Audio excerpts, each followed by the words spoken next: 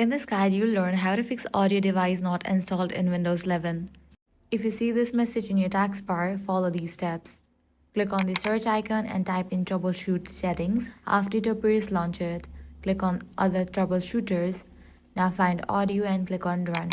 Follow the prompts to diagnose your sound issues, such as confirming whether you hear a test beep.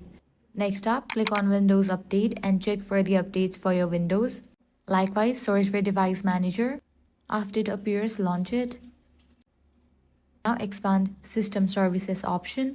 Locate Intel Smart Sound Technology. Make sure it's enabled. If you see a yellow warning icon, right-click and select Enable Device. Also, you can update it. Next thing you can do is search for services. Here you will find different option. Find Windows Audio. Double-click on it. Now click on the startup type and set it to automatic. And make sure it's running. Click on Apply and OK. Lastly, give a first restart to your device, and that's it. Following these steps will fix your issue. If this guide was helpful, do not forget to like, share and subscribe.